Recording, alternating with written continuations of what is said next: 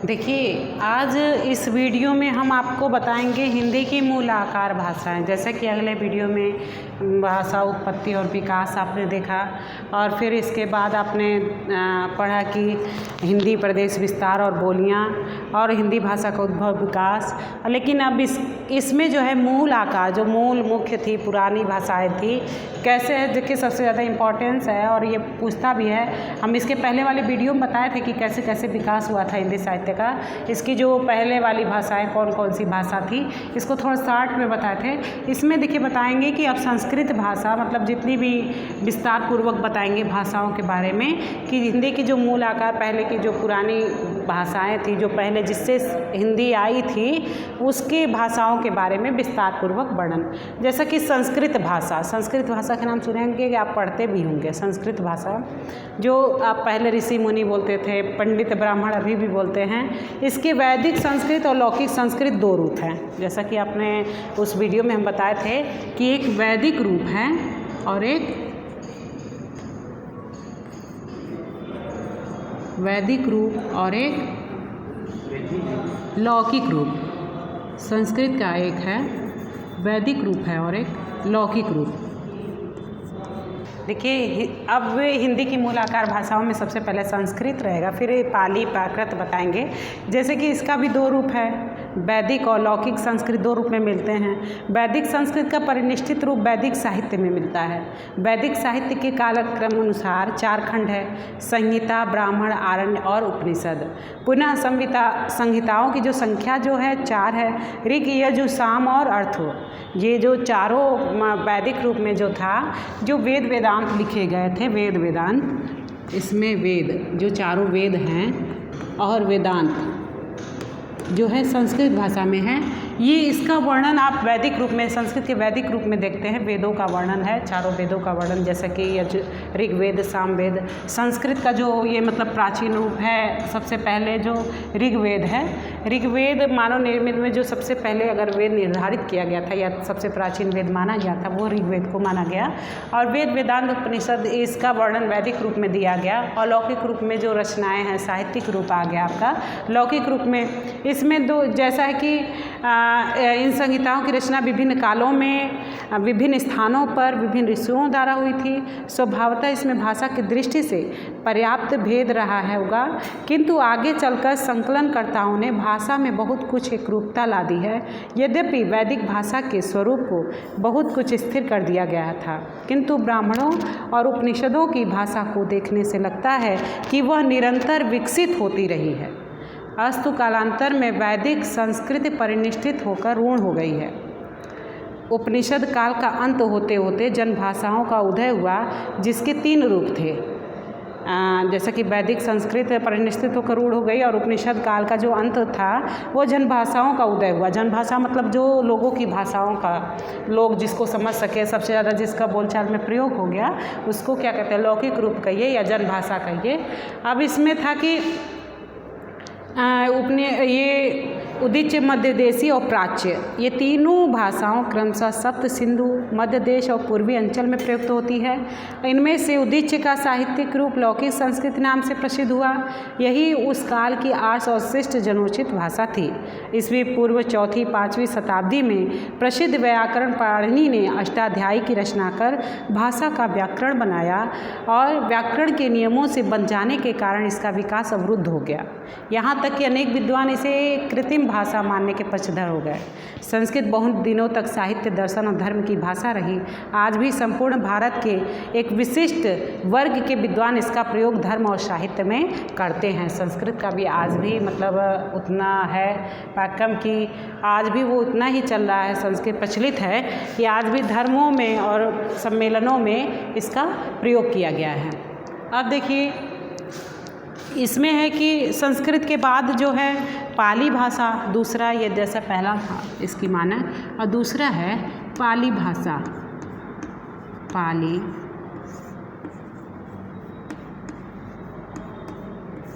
पाली भाषा। अब पाली भाषा का प्रयोग किया गया बौद्ध धर्म का जब प्रचार प्रसार भाषा के अर्थ में पाली का प्रथम प्रयोग बुद्ध घोष ने किया था। पाली शब्द की उत्पत्ति पर विद्वानों ने मतभेद है। इसे पंक्ति, पल्ली अथवा पाटिल अथवा पर्याय अथवा प्राकृत निष्पन्न माना जाता है। पाली शब्द वस्तुतः पा धातु से ऋच प्रत्यय का प्रयोग होने से निष्पन्न होता है।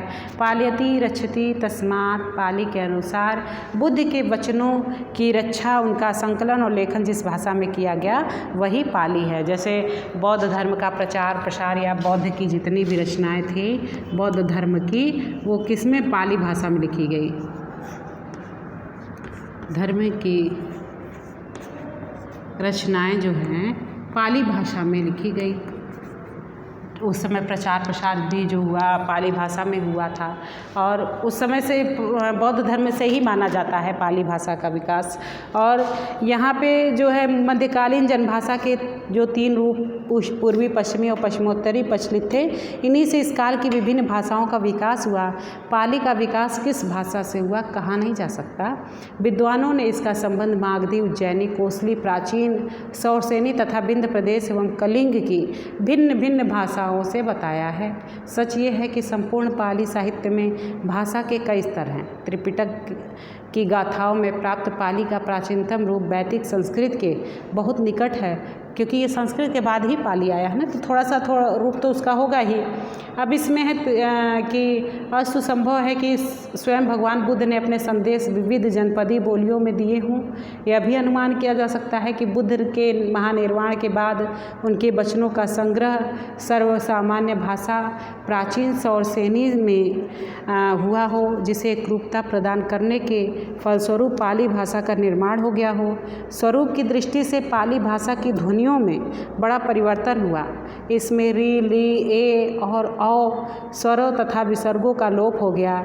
हश्व ए और हश्व ओ जैसे 2 नए स्वरों का विकास हुआ। औष्म ध्वनियों में केवल स शेष रही। वेदांत शब्द प्रायः समाप्त हो गए और धातु रूप में बहुलता दिखाई पड़ी। पाली में कृदंत रूप वर्तमान है। पाली में जो है कृदंत रूप वर्तमान में है। और पाली का जो बौद्ध धर्म ने जितनी भगवान बुद्ध ने जितनी भी कहा कि जो प्रवचन दिए थे मतलब जो भी कहे थे, जो भी इनकी रचनाएं थी, वो किस भाषा में थी? पाली भाषा में। अब सीधे माना गया है कि बौद्ध धर्म का प्रचार प्रसार था या बौद्ध धर्म का जब समय था उसी समय पाली भाषा का विकास हुआ या पाली भाषा उस समय प्रचलित थी। अब है प्राकृत भाषा। तीसरा जो है प्राकृत भाषा।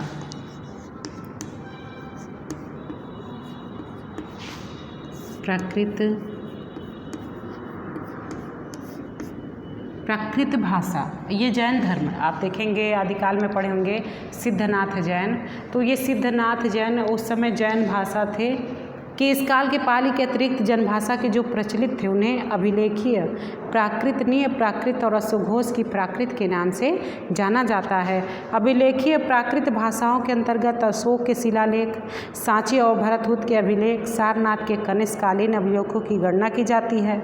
और इन अभिलेखों की भाषा की दृष्टि से 3 वर्गों में विभाजित किया जाता है, जैसा कि शहबाजगढ़ी और मानसेरा के शिलालेख, जिसमें उत्तर पश्चिम की जनभाषा प्रयुक्त है।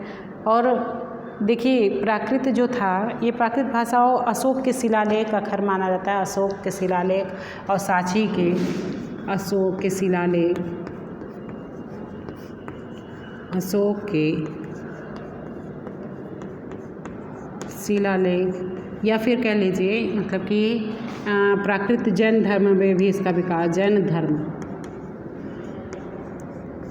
धर्म में इसका प्रचार प्रसार हुआ। उस समय भी इसका विकास किया गया कि जब उस शहबाजगढ़ी और मानसेरा के शिलालेख, जिसमें उत्तर पश्चिम की जनभाषा प्रयुक्त है, और गिरनार गुजरात के शिलालेख, जिसमें दक्षिण पश्चिम की जनभाषा सुरक्षित है, और जौगढ़ और धौली ओडिशा के शिलालेखों में सुरक्षित प्राच्य जनभाषा। इन जनभाषाओं की लिपि क्रमशः खरोष्ठी, गुजराती और ब्राह्मी है। खरोष्ठी, गुजराती और ब्राह्मी है। इन भाषाओं में ये प्राच्य जनभाषा का प्रभाव अन्य भाषाओं पर भी दिखाई पड़ता है और इन भाषाओं की जो ध्वनियाँ है प्रायः पालियों के समान है। अभिलेखी के भाषा के प्रवृत्ति रूप पर संस्कृत का प्रभाव अपेक्षाकृत अधिक मुखर है। 200 ईस्वी पूर्व के आसपास मध्यकालीन भारतीय आर्य भाषाओं का जो रूप प्रचलित था उसका नमूना अश्वघोष के नाटकों तथा मध्य एशिया में नीय नामक स्थान के प्राप्त नीय प्राकृत नामक प्रसिद्ध भाषा में देखा जा सकता है। अश्वघोष के नाटकों में प्राचीन मागधी, प्राचीन सौरसेनी और प्राचीन अर्धमागधी के दर्शन होते हैं तथा नीय प्राकृत पश्चिमोत्तरी भाषा का एक रूप जान पड़ती है, ऐसा देखा गया है। और ईसा की 3री-4थी शताब्दी तक प्राकृतों का एक निश्चित स्वरूप उमड़कर सामने आ गया था। जो साहित्यिक रचनाओं में इसके साधारणतः 5 रूप प्रचलित थे कि जैसा कि सौरसेनी, महाराष्ट्री और मागधी, अर्धमागधी और पैशाची प्राकृत, जैसे इनका 5 रूप विकसित हो गया। जैसा कि अपभ्रंश में भी आप पढ़े होंगे, सौरसेनी अपभ्रंश, सौरसेनी, महाराष्ट्री, मागधी, सौरसेनी, सौरसेनी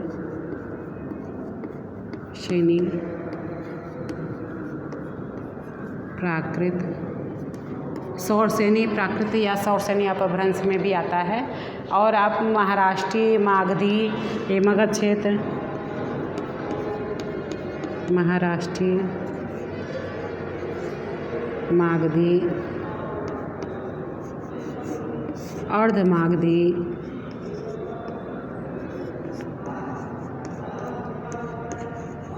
अर्धमागधी, देखिए सौरसेनी, महाराष्ट्री, मागधी, अर्धमागधी और पैशाची, जैसे महाराष्ट्री, मागधी, अर्धमागधी और पैशाची,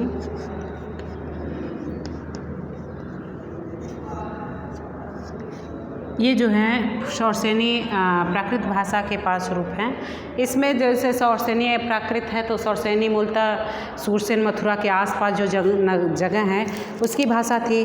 और पश्चिम प्राकृत की भाषा थी। संस्कृत नाटकों में स्त्री पात्रों और विदूषकों द्वारा जो गद्य भाषा के रूप में प्रयुक्त होने के कारण इस पर संस्कृत भाषा का बड़ा प्रभाव रहा है। इस भाषा को कोई स्वतंत्र कृति अभी तक नहीं प्राप्त हो सकी, लेकिन वरुचिकृत प्राकृत प्रकाश और हेमचंद कृत प्राकृत व्याकरण में इस भाषा का उल्लेख है। सौरसेनी प्राकृत का मुख्य लक्षण यह है कि इसमें 2 स्वरों के मध्य में आने वाली त और य ध्वनियाँ क्रमशः द और ध में परिवर्तित हो जाती है। जैसे सौरसेनी में जो लक्षण है, ये 2 स्वर के मध्य में जैसे त और य ध्वनियाँ जो हैं वो क्रमशः द और ध में हो जाती है। त थ ध्वनियाँ अब यहाँ पे बता दे रहे हैं। त थ के बीच में, त और थ के बीच में जो ध्वनियाँ हैं, ध्वनियाँ जो हैं वो य और ब में हो जाती हैं। जो सौरसेनी प्राकृत में जो ध्वनियाँ भाषा जो जिसे कहा जाता है कि इसमें जो त और य ध्वनियाँ हैं वो क्रमशः द और ध में परिवर्तित हो जाती है। जहाँ पे त का प्रयोग होता है वहाँ पे द कहा जाता है और जहाँ य का प्रयोग होता है वहाँ ध में परिवर्तित हो जाती है। जैसे द और ध में परिवर्तित है और त य में। किंतु 2 स्वरों के मध्य में मूल जो द और ब ध्वनियाँ अपरिवर्तित रह जाती हैं।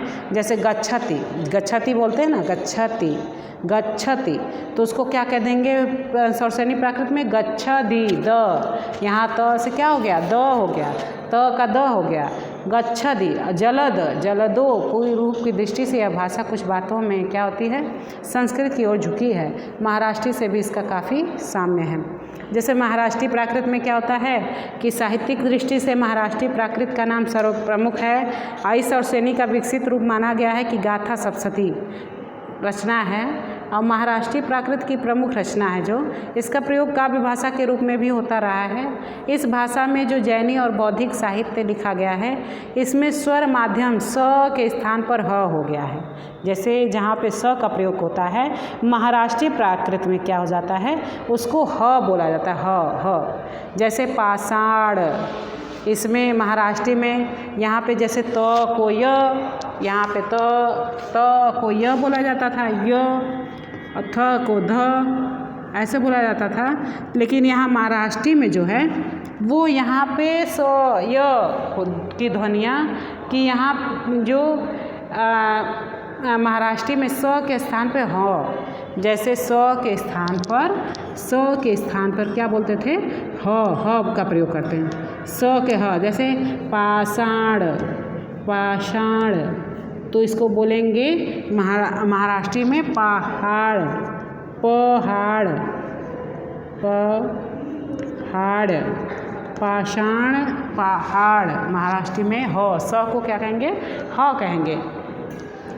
और इसमें पाषाण पहाड़ पूर्वालिक ऊण में जैसे पृष्ठवा में हो गया प्रच्छ ऊण। अब मागधी प्राकृत में क्या होता है, जैसे इसमें स और ह की जगह पे क्या हो गया, स की जगह पे ह हो गया, वैसे पाषाण पहाड़। फिर अर्धमागधी प्राकृत में क्या होता है कि अर्धमागधी प्राकृत कौशल और काशी प्रदेश, ये पूर्वी में आ जाता है ना अर्धमागधी। आप कभी भी पूछता है क्वेश्चन हिंदी में पूछता है कि आपकी पूर्वी हिंदी में क्या आएगा, पूर्वी हिंदी में कौन सा अपभ्रंश आएगा, ये क्या, तो अर्धमागधी क्या होता है, पूर्वी, ये पूर्वी है, ये मगध क्षेत्र की है और ये महाराष्ट्र की है। आप जहाँ समझते हैं सौरसेनी, सूरसेन की मथुरा के आसपास की। हाँ, फिर इसमें है कि मागधी में जो है वो संस्कृत सौरसेनी का प्रयोग, कुछ व्याकरण इसमें सौरसेन से विकसित बताते हैं। ये मगध प्रदेश की भाषा है।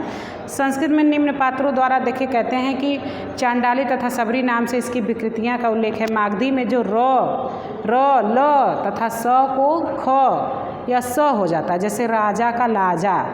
रो को क्या कहते हैं मागधी में, रो को ल, र को ल, हलंत में। जैसे राजा को क्या कहेंगे, राजा, राजा को जब र से ल हो गया तो क्या बोलेंगे, लाजा, लाजा। बच्चे थोड़ा सा तुतलाते जो हैं वो अक्सर राजा को लाजा कहते हैं। उनको तो नहीं पता है कि कौन सा प्राकृत है, मागधी प्राकृत है क्या है, लेकिन वो अक्सर कहते हैं र को ल कहते हैं। तो यहाँ पे राजा को क्या हो गया, लाजा।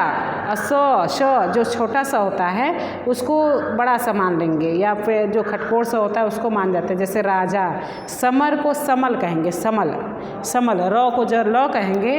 और श जहाँ पे छोटा सा रहेगा, जैसे छोटा सा जहाँ पे रहेगा, ये वाला छोटा सा जहाँ पर रहेगा वहाँ पे बड़ा सा का प्रयोग करेंगे। जैसे समर लिखेंगे तो समल, जैसे समर है ना, समर, समर लिखते हैं ना, समर को तो स को तो बड़ा सा हो गया तो स हो गया। और फिर र को क्या बोलते हैं, ल, समल। ऐसे करके थोड़ा सा भाषा में प्रयोग हो जाता है ना क्षेत्रवाई से। फिर अब अर्धमागधी है तो आपका पूर्वी में है। इसमें क्या होता है, अर्धमागधी प्राकृत कौशल और काशी प्रदेश की भाषा है और मगधी सौरसेनी प्राकृत के मध्यवर्ती क्षेत्र की भाषा होने के कारण, मतलब भाषा होने के कारण क्या है, जो इसको संस्कृत नाटकों में निम्न प्रकार से किया जाता है कि होने के कारण इस दोनों भाषाओं को जैन साहित्य में आरसी नाम से जाना जाता है। अभी तक इसकी कोई स्वतंत्र रचना नहीं प्राप्त हुई, लेकिन इसका जो है कि अश्वघोष जो नाटक है इसमें प्रयोग हुआ है। इसमें स्वर मध्यम व्यंजन का लोप हो जाता है, इसमें य का आगम हो जाता है, जैसे सागर, सागर कृत, इसमें लोप हो जाता है, मतलब हटा दिया जाता है तो यह हो जाता है। सागर को सायर कहेंगे, कृत की य का आगम हो जाता है, य ला देते हैं किसी जगह, मतलब जहाँ मध्यम वर्ड जो हो जाता है वहाँ पे य का आगम हो जाता है, मतलब सागर को शायर, यहाँ पे य का लोप हो जाता है तो सागर का हो जाता है शायर, सागर का शायर। और जो पैसाची है, पैसाची में क्या होता है कि हेमचंद ने इसे चूलिका पैसांचिका नाम दिया जाता है। दंडी द्वारा उल्लिखित भूत भाषा भी शायद यही है कि कदाचित इस भाषा का व्यवहार उत्तर पश्चिम कश्मीर के आसपास होता है। और इसके 3 मुख्य भेद बताए, जैसे कैकय पैशाचिका, सौरसेनी पैशाचिका। यहाँ पे क्या होता है कि सघोष, अघोष जानते हैं ना, सघोष का प्रयोग इसकी प्रमुख विशेषता है। जैसे राजा का राज, नगर का नकर, राजा का राज और नगर का नचर, नचर मतलब नकर, राजा का राज, राजा का राज कर देते हैं, राज च, राज, और नगर का नकर, नगर का क्या कर देते हैं, नकर का नकर। अब इसमें क्या होता है, पैसाची में होता है कि इसमें गुणांधकृत जो होता है बृहद कथा, इसकी एकमात्र साहित्यिक रचना बताई गई है जो अप्राप्त है। सघोष का प्रयोग इसकी प्रमुख विशेषता है, सघोष का प्रयोग, सघोष और अघोष का प्रयोग सुने होंगे, पढ़े हैं कि इसमें उसी का प्रयोग होता है सघोष का, कि राजा का राज और नगर का नज। जैसे देखिए अब अपभ्रंश भाषाएं, अब दूसरा आपका आता है अपभ्रंश भाषाएं, जिसमें मध्य भारतीय आर्य भाषाओं का तीसरा चरण अपभ्रंश भाषाओं का है। अपभ्रंश का नाम सुने होंगे कि इसके पहले जो थोड़ा सा अपभ्रंश, इसको फिर से बता देते हैं, इसके बाद आपको बताएंगे अपभ्रंश भाषाएं। जैसे संस्कृत भाषा में जो है वैदिक रूप वेद वेदांत, जैसे ऋग्वेद, सामवेद, यजुर्वेद और अर्थवेद, इसका वर्णन आपको मिलता है इसके वैदिक रूप में। दो रूप है इसका, वैदिक रूप और लौकिक रूप। लौकिक रूप जो साहित्यिक रचनाएं हुई हैं, महाभारत, रामायण, वाल्मीकि का रामायण जो है, ये सब रचनाओं में क्या है, लौकिक रूप, संस्कृत का लौकिक रूप जो जनभाषा मतलब ज़्यादातर प्रयोग किया गया। और जो वैदिक रूप है इसको देववाणी भी कहा गया है, वैदिक रूप को देववाणी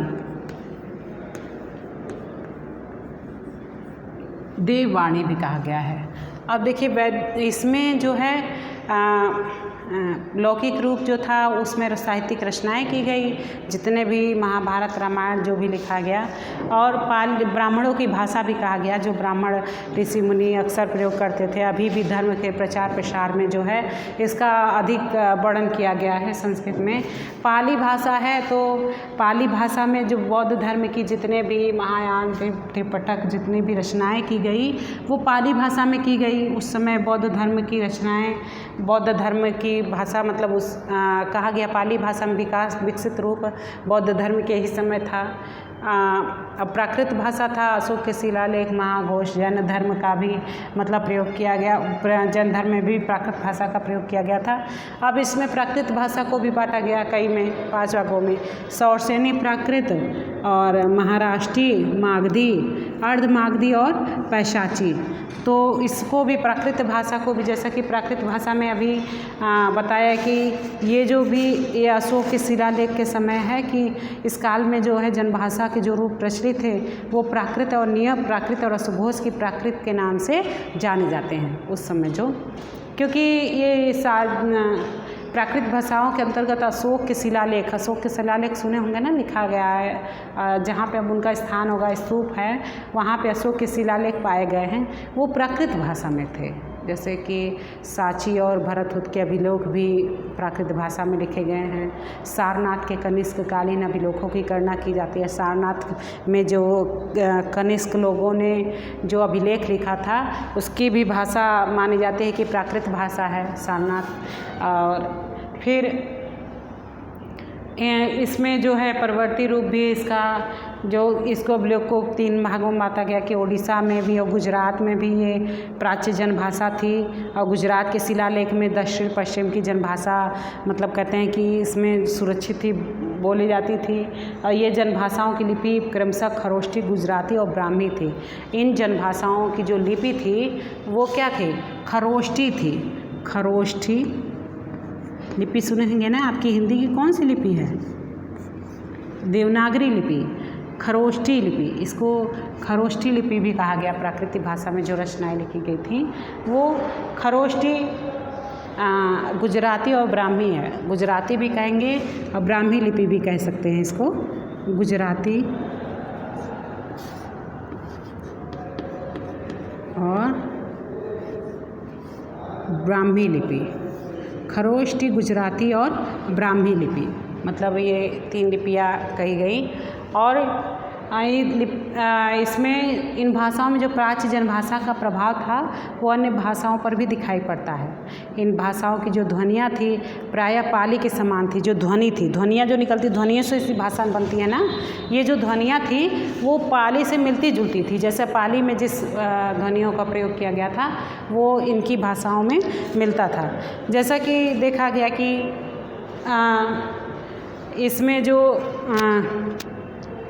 परवर्ती भाषा के, अभिलेखी भाषा के जो परवर्ती रूप थे, जो संस्कृत का प्रभाव अपेक्षाकृत अधिक मुखर था। अपेक्षा जितनी की जा सकती थी उससे ज़्यादातर था। और 200 ईस्वी पूर्व के आसपास जो था मध्यकालीन भारतीय भाषाओं का जो रूप प्रचलित था वो उसका जो नमूना अवश्य अश्वघोष के नाटक और मध्य एशिया में नी नामक स्थान के नियम प्राकृत प्रसिद्ध स्थान पर भाषा में देखा जा सकता है। अश्वघोष के नाटकों में जैसे प्राचीन मागधी, प्राचीन सौरसेनी, मागधी, अर्धमागधी, ये जानते हैं ना कि अब इसके बारे में बताएंगे, अपभ्रंश में भी इसका प्रयोग होगा और एग्ज़ाम में सबसे ज़्यादा पूछा जाता है कि कौन सा आपका है, मतलब किस अपभ्रंश से लिया गया है, या अर्धमागधी है कि मागधी है। इसको हम विस्तार पूर्वक अभी समझाएंगे कि कैसे अर्धमागधी कैसे पहचानेंगे कि कौन सौरसेनी में है, कौन अर्धमागधी में है, कौन मागधी में है। तो तथा नियम प्राकृत पश्चिमोत्तरी भाषा का एक रूप जान पड़ती हैं, ऐसा करके मतलब प्राकृत अप्राकृत बताया गया। अब इसको आप समझ गए होंगे। जैसा कि आप प्राकृत की ये 5 रूप इसमें प्रचलित था, सौरसेनी प्राकृत, महाराष्ट्री प्राकृत और मागधी प्राकृत, अर्धमागधी प्राकृत, पैशाची। तो इसको भी थोड़ा सा व्याकरण बता दिया गया है कि त के सौरसेनी प्राकृत की जो भाषा थी जो बोला जैसे जाता था उसमें क्या क्या कहा जाता था कि त के जगह पर त के जगह पे य और ध के जगह पे मतलब ध यो दोनों जो भी बात कहनी थी वहाँ पे त के जगह पे, जैसे कि गच्छति कहते थे तो गच्छति त तहाँ होना चाहिए, वहाँ पे द का प्रयोग होता था।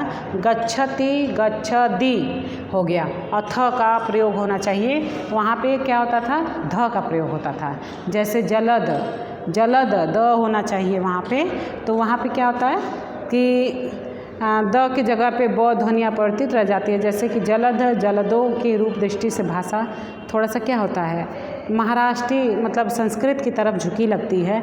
अब ये देखिए महाराष्ट्री प्राकृत में क्या होता है कि स के स्थान पर ह, जैसे स के स्थान पर ह, जहाँ पे स का प्रयोग हो वहाँ पे क्या होता है ह का। जैसे पाषाण पहाड़, जैसे कभी कभी ये भी आता है ना क्वेश्चन कि जहाँ पाषाण है पहाड़, ये किस प्राकृत में आता है, कभी पूछ देगा कि ये पाषाण का पहाड़ किस मतलब किस प्राकृत में आता है, तो आप क्या बताएंगे, महाराष्ट्री प्राकृत में। कि कहाँ पे स की जगह पे ह कर दिया जाता है वो किस में कहा जाता है, महाराष्ट्री प्राकृत में। और मागधी प्राकृत में क्या कहते हैं, र और ल को क्या कहते हैं, ल कहते हैं। जैसे हमने कहा ना कि छोटे बच्चे जो तुतलाते हैं र को ल कहते हैं। राजा लाजा, अब मागधी आप सीधे से समझ जाएंगे, लाजा ल जहाँ पे तुतलाने वाले आ जाएंगे वो मगध क्षेत्र के रहने वाले। अब ये मागधी अर्धमागधी ये क्यों नाम दिया गया है, जैसे कि सौरसेनी जो है वो सूरसेन प्रदेश मतलब मथुरा के आसपास के जगह पे जो बोली जाती थी उसको सौरसेनी कहते। महाराष्ट्र में जो महाराष्ट्र के आसपास बोले जाने वाली बोली, मागधी मगध क्षेत्र में बोले जाने वाली, अर्धमागधी ये पूर्वी क्षेत्र में बोले जाने वाली, पैशाची ये पंजाब के तरफ जो है, गुजरात पंजाब के तरफ जो बोली जाती है, पैशाची भाषा भी कहते हैं इसको, पैशाची प्राकृत। अब नाम से ही लग रहा है थोड़ा सा बोलने में ये अटपटा होगा कि मागधी में र को ल मतलब राजा को लाजा, स को बड़ा स या खटकोड़ स कहना मतलब समर को सजल मतलब। अब है अर्धमागधी में है सागर, बीच का जो है लुप्त कर देने पर वहाँ पे य कर देते हैं, य लगा देते हैं। जैसा कि इसमें दिया गया कि इसमें ये जो बीच वाला है स्वर मध्यम व्यंजन का लोप हो जाता है, मध्यम जो व्यंजन है उसको हटा दिया जाता है, लोप कर दिया जाता है, उसके स्थान पर य का आगम हो जाता है, य हलंत रहेगा। फिर दंत व्यंजनों के मूर्धन्यीकरण की प्रवृत्ति भी इसमें अधिक है। दंत व्यंजन जो दांतों से, जिसका स्वर दांतों से निकलता है, दांतों से जिस स्वर की व्यंजना होती है वो क्या होता है कि मूर्धा से जिसका प्रयोग होता है उसमें आ जाता है। अब इसमें है कि अर्धमागधी में कि दंत व्यंजनों के मूर्धन्यीकरण की प्रवृत्ति भी इसमें अधिक है। अब दंत व्यंजन जो दांतों से, अभी कई व्यंजन बोलते हैं ना दांत, जिसमें दांत का प्रयोग होता है, अक्सर एग्जामों में पूछता है ना कि ये दंत व्यंजन है कि ओष्ठ व्यंजन है कि कंठ है कि मूर्धन्य है कि तालव्य है। व्याकरण जब पढ़ते हैं तो ऐसा आप पढ़े होंगे कि ऐसा क्वेश्चन अक्सर एग्जामों में पूछा भी जाता है कि तालव्य कौन है। तालव्य जब हम बोलते हैं कि जो तलुए को छूता हुआ जो वर्ण निकलता है, जो व्यंजन निकलता है, वो तालव्य में आएगा। मूर्धन्य जो मूर्धन्य से जो आवाज़ आती है, और ओष्ठ जो ओठों से लगा के प बोलते हैं तो दोनों ओठ मिलते हैं ना, जैसे ऐसे आप सीधे बताएंगे कि जैसे हमारे मतलब जो अंग इंद्रियों को छूते हुए जो वर्ण निकलते हैं, जो शब्द निकलते हैं, उसको उसमें रखते हैं। अब देखिए पैशाची प्राकृत में है तो हेमचंद्र ने इसे चूलिका पैशाचिका नाम दिया है। हेमचंद्र जो आदिकाल में रचना किए हैं, अब इनकी चूलिका पैशाचिका नाम दिया है क्योंकि दंडी द्वारा उल्लेखित भूत भाषा भी शायद यही है। कदाचित इस भाषा पैशाच किसे कहते हैं? भूत पैशाच भूत भाषा इनको इसीलिए कहा गया कि कदाचित इस भाषा का व्यवहार उत्तर पश्चिम में कश्मीर के आसपास होता था, लेकिन इसके 3 मुख्य भेद बताए गए हैं: कैकय पैशाच का, सौरसेनी पैशाच का और पंचाल पैशाच का। गुढ़ाढ्यकृत जो होता है कि बृहद कथा, इसकी एकमात्र साहित्यिक रचना बताई गई। बृहद कथा जो है पैशाची प्राकृत में एकमात्र रचना है बृहद कथा। बृहद कथा मतलब लंबी कथा ना, बृहद माने बड़ा होता है। बृहद कथा जो पैशाची में एकमात्र रचना है, बृहद कथा। अब ये है इसकी एकमात्र साहित्यिक रचना बताएगी जो अप्राप्त है, वो भी मिली नहीं है, अप्राप्त है। सघोष का प्रयोग इसकी प्रमुख विशेषता है, जैसे राजा का राज और नगर का नकर। राजा का राज और नगर का नकर, ये इसकी सघोष, इसका सघोष और अघोष, ये देखिए इसमें प्रयोग हो रहा है, इसको बता देंगे सघोष और अघोष। ठीक है। अब आपका इसके बाद आएगा अपभ्रंश।